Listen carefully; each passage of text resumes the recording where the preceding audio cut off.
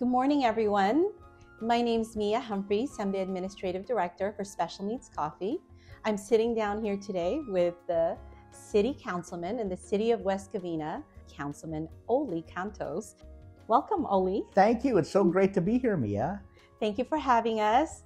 I had the great pleasure of formally meeting you at the Parents Place event in April for Autism Awareness Month. And we had a chance to sit down and have a conversation about meeting and setting up the podcast. But really, we were so inspired by your speech that day. For far too long in the distant past, there were individuals with disabilities who were thought of to be relegated to the shadows.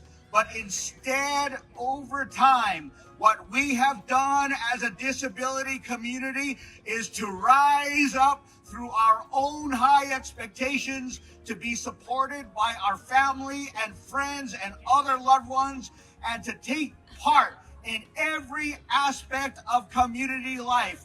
So no matter who we are, no matter what disabilities we have, and no matter what our age may be, when we continue as a disability community, along with our allies, to strive for excellence in all that we do, and when we strive not only to do whatever we can to make the most of every day, but also to serve our community, then we can have the same positive impact as is true for people without disabilities. And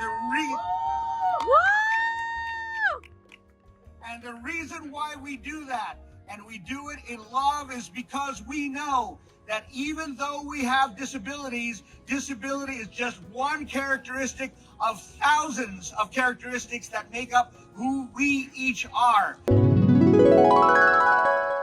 And I think it would be great for everyone to just hear about your story, your journey, the challenges you went through, and how you were able to overcome that and become an elected official.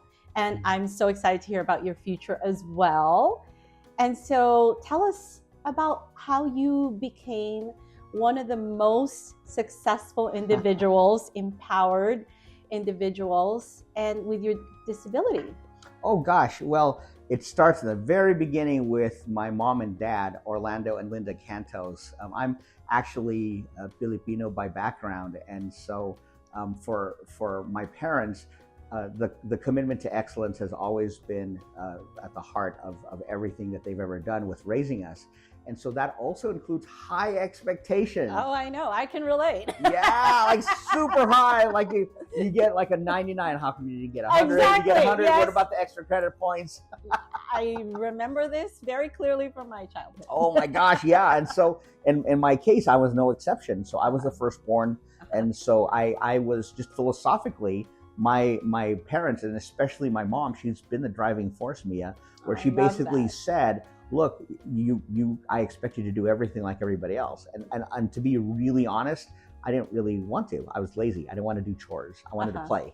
You know? And so I tried to make excuses. Let's say cleaning the house. I'm like, I can't see it. And then she literally, without hesitation, she'd say, use your hands, feel it. You know, and then with whatever around the house, I expect you to look after your baby sister. I expect everything. And I tried to get out of it, honestly, because I just wanted to not have any responsibility. Just a kid, you want to go do fun stuff, not responsibility stuff.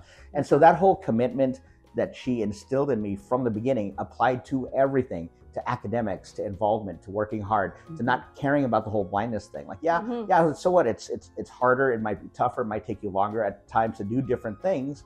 But whatever, it doesn't matter. Do it. Don't complain about it. Just work to do your best and get it done. And I still expect you to get high grades. No negotiation. I love that. She didn't use that as an excuse for you. Others tried to, though. There were a lot of people, including some people we're close to, who said, you're really hard on him. You know, he can't see. Can't you understand? He can't see. And so it's just be light on him. I mean, he's doing the best. And she said his only way to do his best is if he accomplishes just like everybody else. And I expect him to. I'm not asking. And literally, it's that way. My mom, she's been 38 now, beyond the second time. Mm-hmm. And so, you know, and she, so I'm not allowed to say the age. I'm going to get kicked out of the house. But my dad is 86. Okay. And so, okay.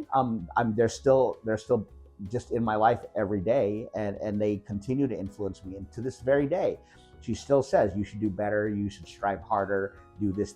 I mean, she's still my drill sergeant and my coach and the person I go to. I just, so all of this, with everything that happened in my life, it all centers around how my parents have pushed and continue to push me in a loving way, but in a tough way sometimes. And I'm sure they're so proud of everything that you've accomplished. Oh gosh. They did a great job. And this is what this whole video is about, and this whole interview is because this is Disability Pride Month, and you really embody that, and your family embodied that, you know, and having that pride that, you know, you can do everything and anything and even better than anyone else. Well, the great thing about a disability is that it's just a characteristic. It doesn't make us more or less anything as everybody else. Right. We're just as mean or nice. We're just as lazy or ambitious. We're just as anything as anybody else. And so sometimes people say, oh, disability, it's so hard.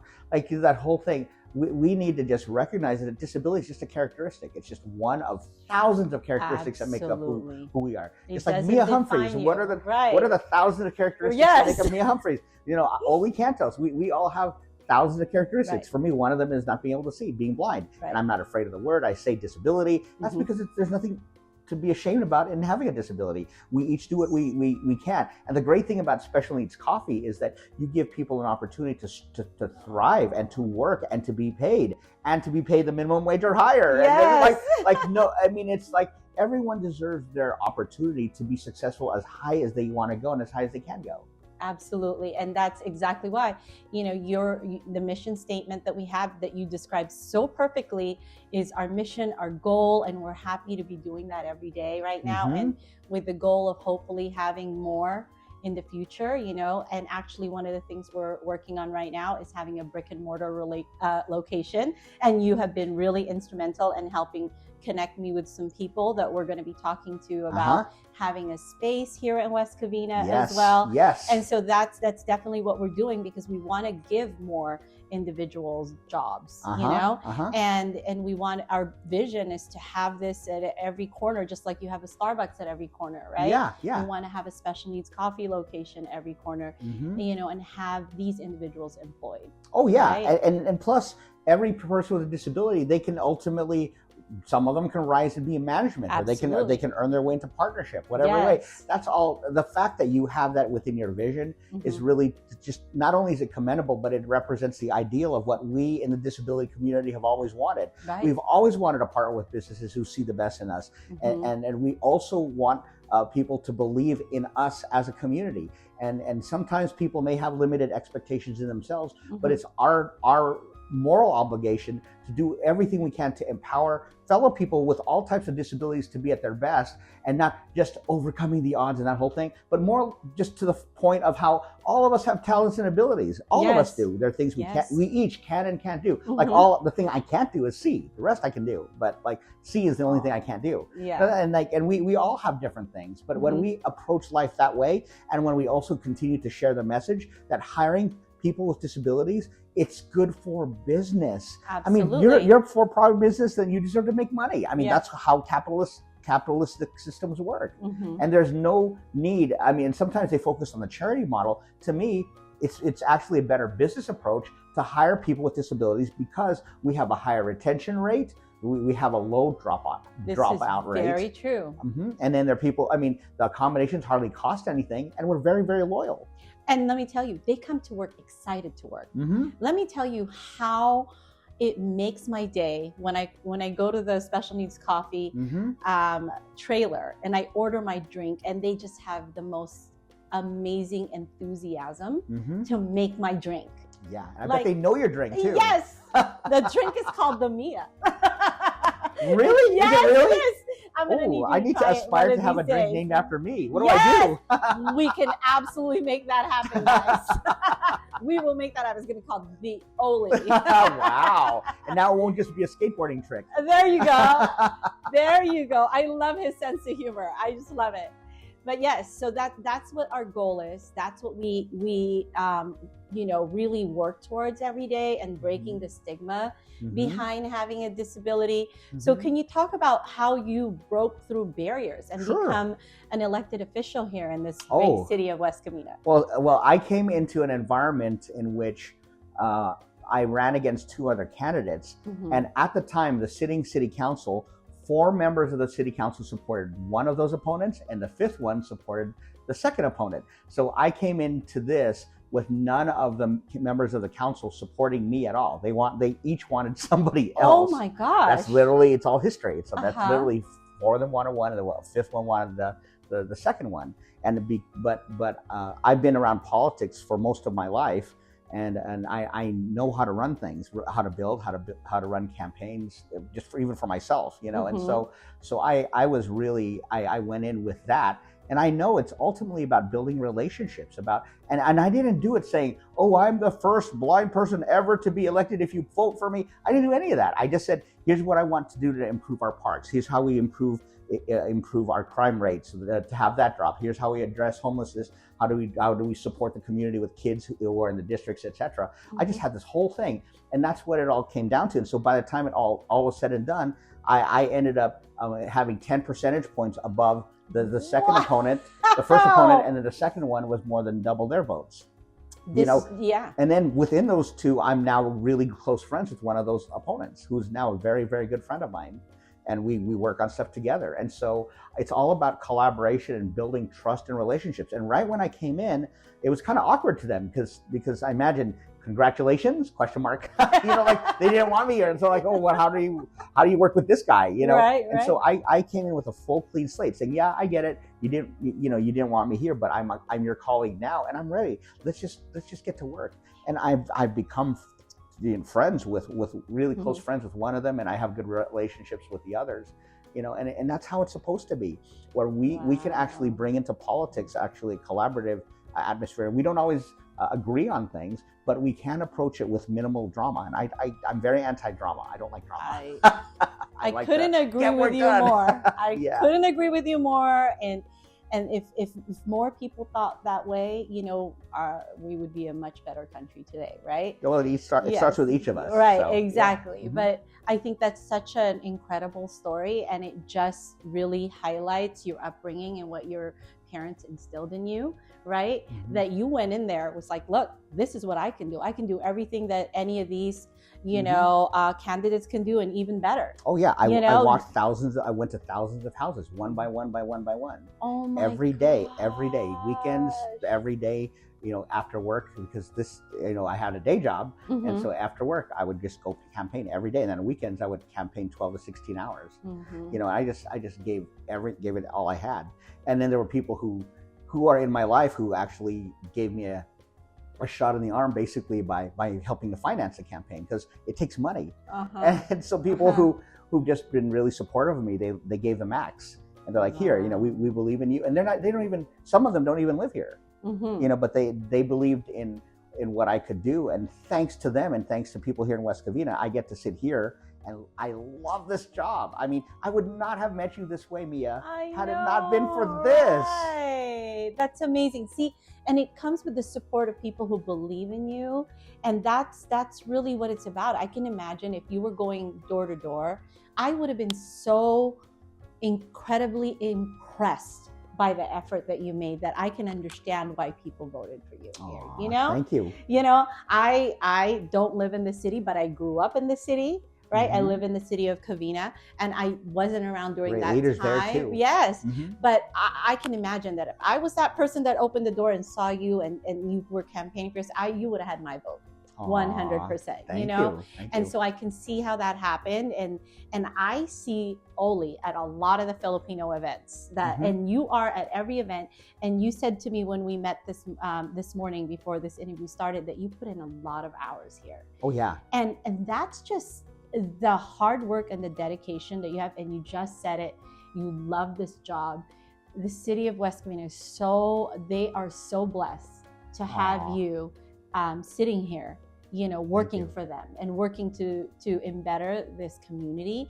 So talk about the future. What's coming next for you? Oh my gosh, there's so much. I mean, we continue to make strides everywhere. I'm an active supporter of our school districts. West Covina has 7 school districts here, and I work to support kids all the way from preschool age all the way to 12th grade in different capacities in supporting the board members and staff at different school districts. And so a big part of the collaboration involves making sure, among other things, that our parks and recreation programs are strong. So we have a park master plan right now that we're getting done. We've sought a lot of input from the community. We're going to work on funding and implementing that over the next while. The wrapping up of the plan will be coming in September. They're also on another front, supporting senior citizens. I really worked, there's a lot with the seniors and trying to make sure they have the programs to enjoy their sunset years. And also that the senior center looks beautiful and wonderful. It has a lot of offerings, and I go to as many of their events as possible. Plus, there are things relating to the city with road improvements as well as environmental quality and supporting employment opportunities and making sure to address our homelessness issue. And our homelessness issues here have plummeted, where we used to have a point in time count of 271 homeless individuals here. We're down to 40. Wow. And I literally patrol around the city 4 times a week. I go around with volunteers or staff or whoever. We go in a car and we drive around and we look for issues relating to the community. What is the condition? Are things looking beautiful? Are things really, are there issues that have to be cleaned up? How are our businesses? Are businesses thriving? Are they making money? How are the nonprofits? Are they being supported? Are they working with each other? How can I support them? And I've worked on, I've raised tens of thousands of dollars to support nonprofits here. This is quite impressive. I can see all of that effect in the city, actually, because I'm here all the time. And so this is amazing. And actually, we do work with the West Covina School District. Shout out to Miss Isabel Huber. Yay! Hi, Miss Huber, because they have a coffee cart program at their school, and they order from Special Needs Coffee. Yeah. So we supply their coffee, and their special needs individuals serve it at their district. So I think it's been a great collaboration with the district, as well as the East San Gabriel Valley SELPA. Yes. So we are at your job program. They have Special Needs Coffee come out to their job expos. Yes. So we have been partnering with the district here on employment for individuals with special needs and disabilities. So so we're already working with the city in that aspect. But we look forward to more collaborations and hopefully having a brick and mortar here soon. Yes, that's really the goal. Yes, exactly. Imagine as SNC continues to grow, their headquarters will be right here in the great city of West Covina. Oh, wow! Yes, that would be amazing. That would be just so awesome. Yes, and it will be all thanks to you and your help. Well, I mean, it's all a team effort. Yes. I mean, we all, and that's the thing that the community needs to understand too. It is not just for other people to work to make a difference in the community. It is for all of us. So all of your customers who support SNC, they support it not just it's for charitable reasons, but they should support it because I'm sure you have amazing coffee. Yes, we do. So just support it because the coffee's good. Yes, and I think at the last event we weren't serving coffee; we were just serving lemonade. That's the lemonade. That's what I love. That's what I was asked for. Some of the lemonade. The strawberry. Oh my gosh. Yes, the lemonades is what you was able to try. I always ask for the lemonade. But we have the coffee here today. So, for your staff, so hopefully you can get to try some of it today. And then, they will love that. Very soon at an event, we can have you and we'll work on that Ollie drink.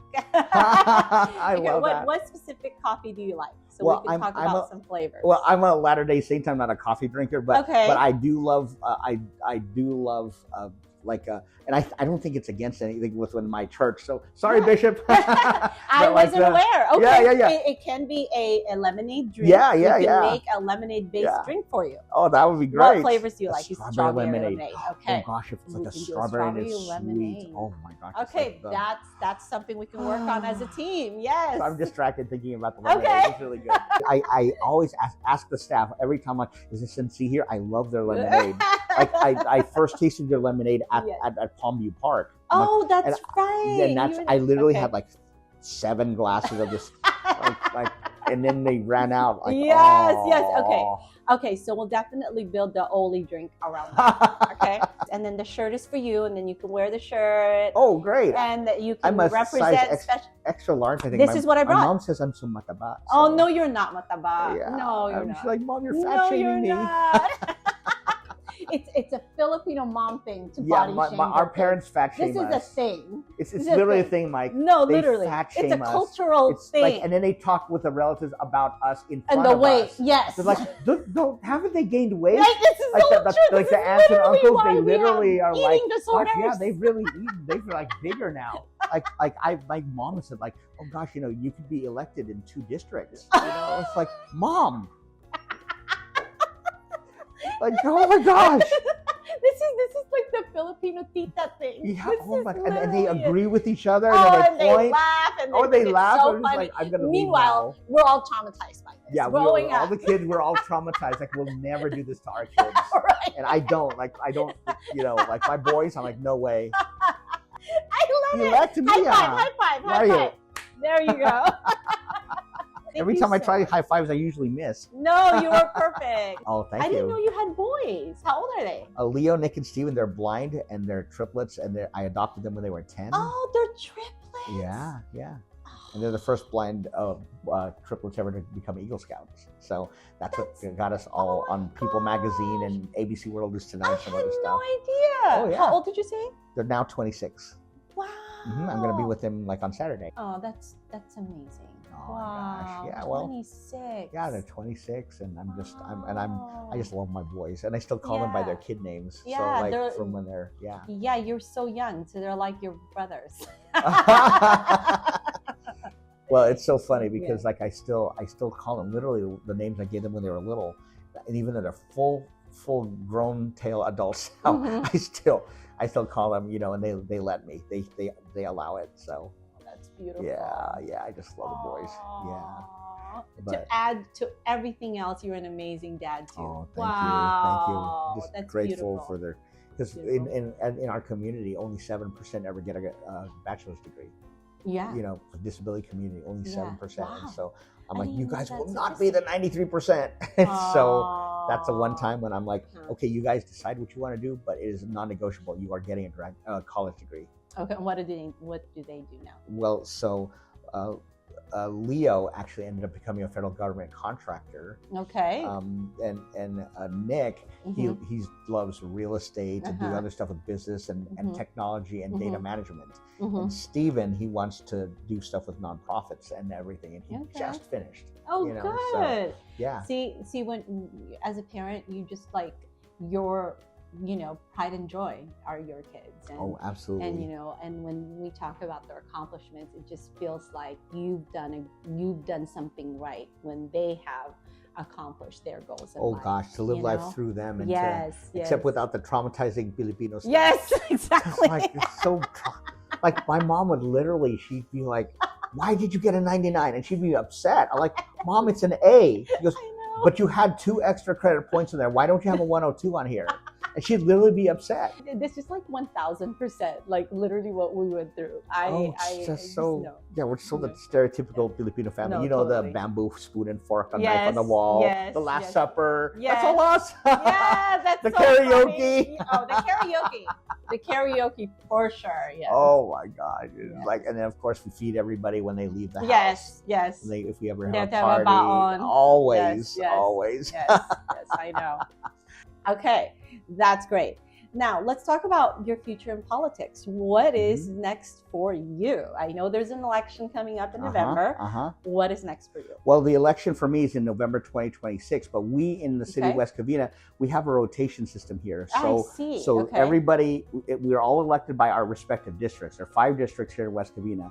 So whoever's the mayor, once they're done being mayor at the end of their year, they drop to the bottom of the list. Then the mayor pro tem jumps up to being mayor. It's like a ladder system, And so the way it's set up, Tony Wu is mayor now. Yes. And then when he's done, hi Tony.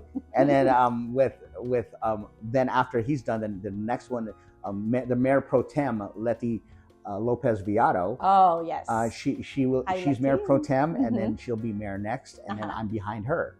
So but for me to be mayor, I need to win my next council election in November. Next November. Next November, November 2026. Okay. So we'll look out for that. Assuming that I make it back, that it's going to be cool, because I'm just really excited. The reason why we have this rotational system is because it takes out all most of the drama when it comes to the mayoral stuff. It's like, hey, every district gets their chance to have their representative serve in the mayoralty. That's actually what a great structure.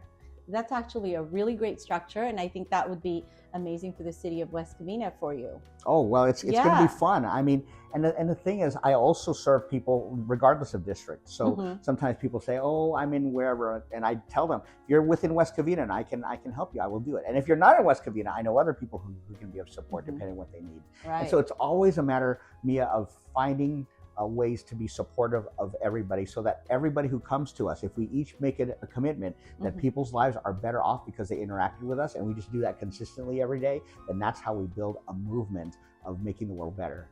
This is exactly why we wanted to interview him today, because you're just so inspirational. And I think just in general, your thought process, your belief system, and how you envision a better life for everyone, that is exactly what we need more of, and that's why we wanted to share your message today, everyone, especially because it's Disability Pride Month. You just embody that, and not just because of your disability, it's because of who you are as a person and what was instilled in you. And I am just so thankful that you gave us your time today, to talk about your journey and inspire others, our viewers, our supporters. I can just see everybody sharing this video with others because it's just so inspirational. Do you have any last words for us and our audience? Sure. It's always a matter of defying expectations. Nobody thought, other than my parents, I thought I could become an attorney or end up serving in the White House or having 2 presidential appointments or whatever. It's always a matter of making sure around us that we have high expectations of one another and especially of ourselves. And if we work to keep building that every day, and not just on weekends and holidays, but if we do it all the time and we make it part of our lives to add value to people and to do it in concrete ways that really matter to them, and to follow what I call not just the golden rule, but the platinum rule. The golden rule is treat people the way they want to be treated. Right. But the way you want to be treated. Right. The platinum rule is treat everybody the way they want to be treated. So I go by the platinum rule by looking at that. And if we all do that by looking at how they want to be treated and treating them accordingly, that's how we add value to the world, and that's how we make things better. The platinum rule by Ollie Cantos. That is something we need to trademark. Didn't invent it. We need to. I learned it. What a great message. Thank you so much, Ollie. Thank you so much for spending this time with us. Special Needs Coffee, you are exactly why a business like us just really is something that we envision is because of people like you. And so I just want to say thank you so much. Thank you. For being who you are and for being open and supportive of helping us spread this message to the world, because Special Needs Coffee, this is what we're about. We have the same goals and philosophies. And I think it's just when it's aligned like this, we can together make a change.